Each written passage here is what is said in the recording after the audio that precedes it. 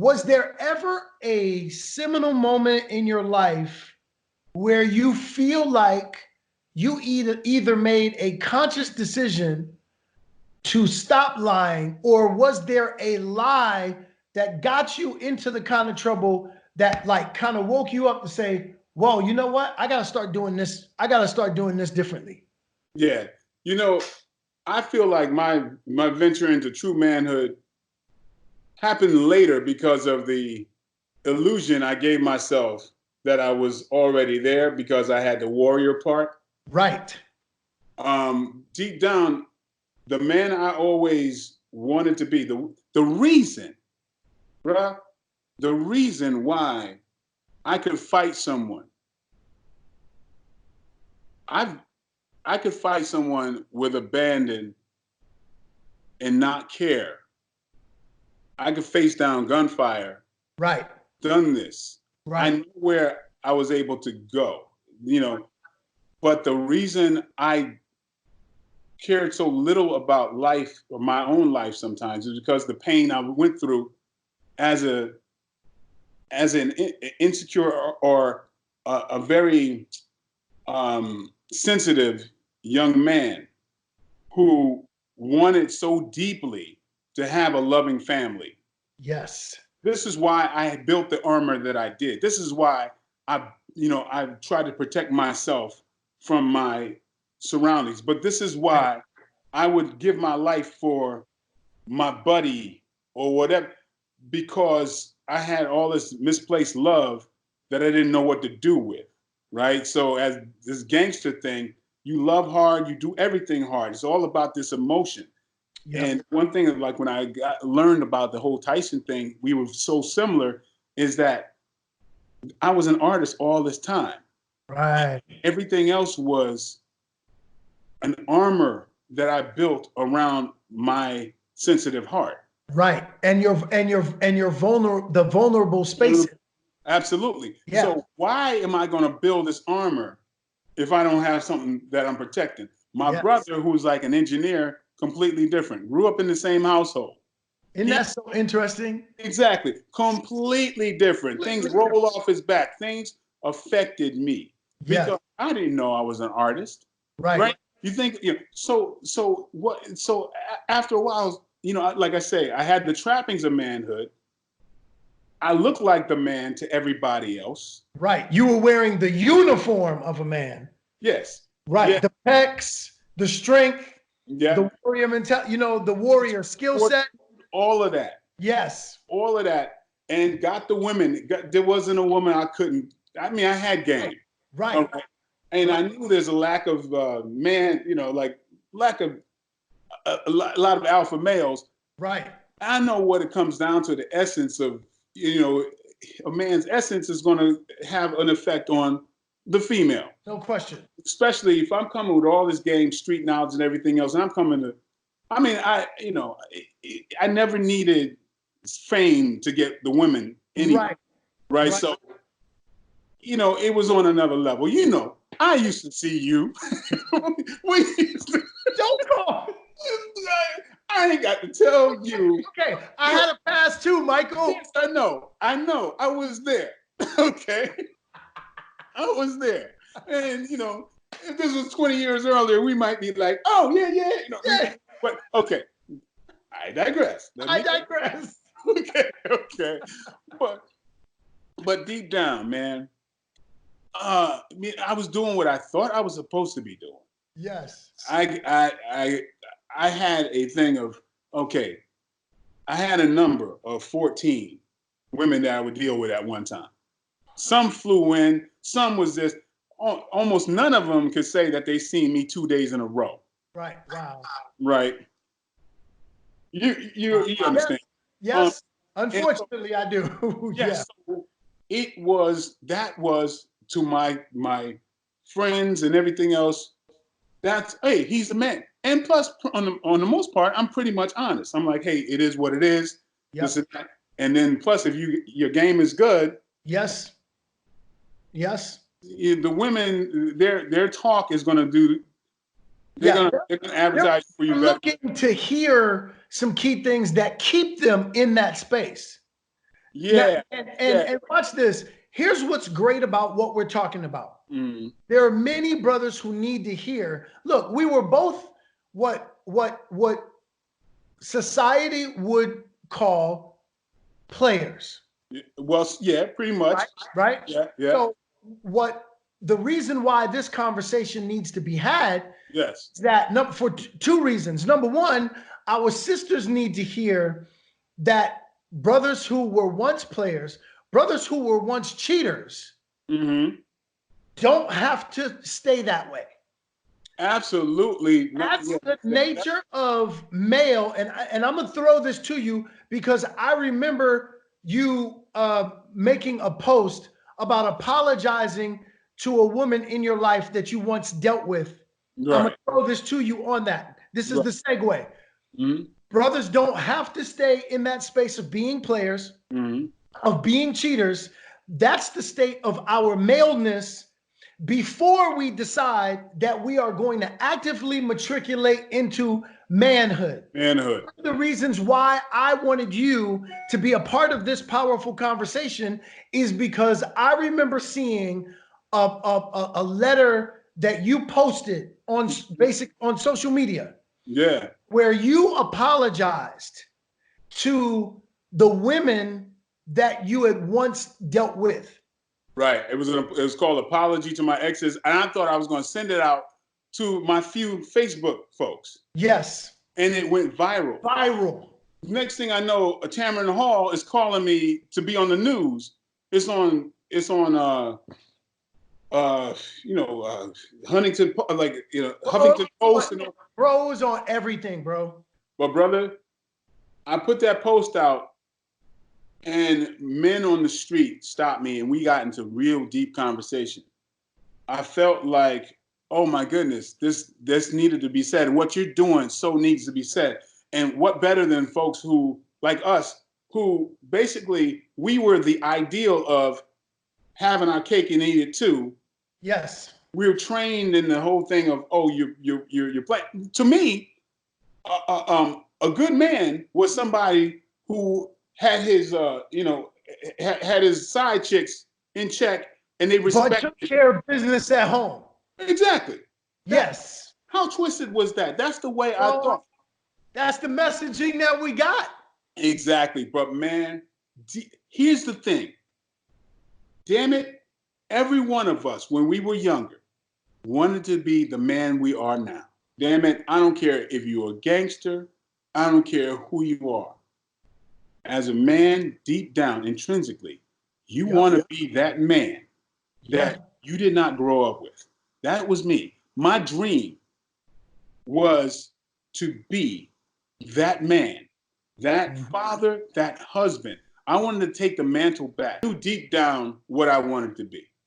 And through all the postulating, all that stuff, even when I was a somewhat player, I wouldn't date a woman that I couldn't have a baby with or see some type of future with. Yeah.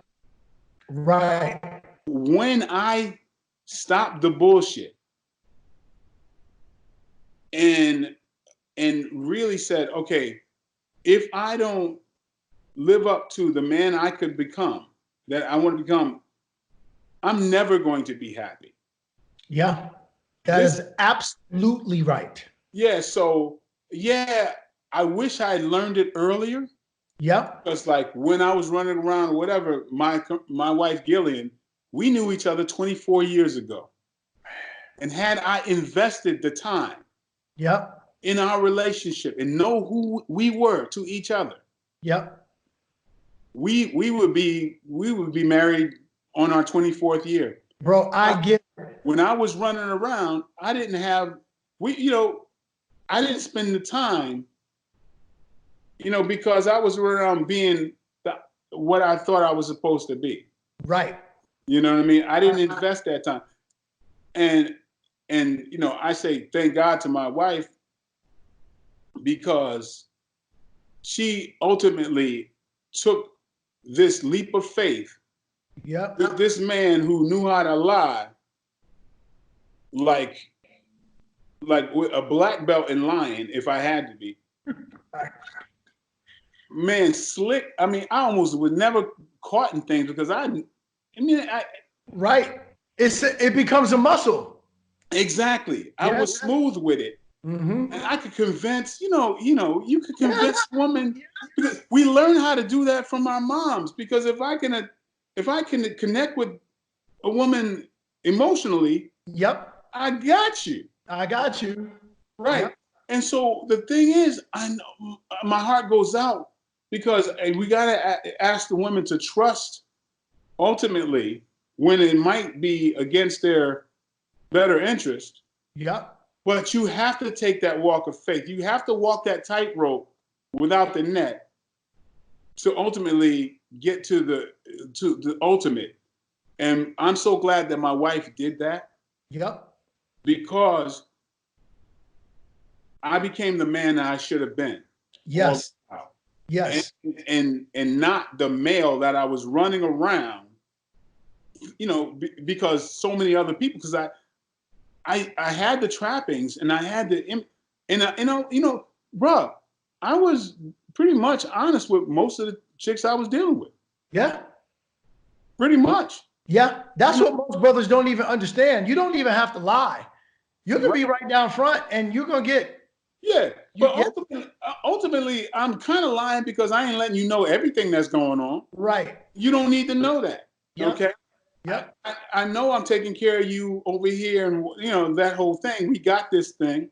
Yep. And you know how it goes, like that way, how the thing how it, well, I don't want to divert again.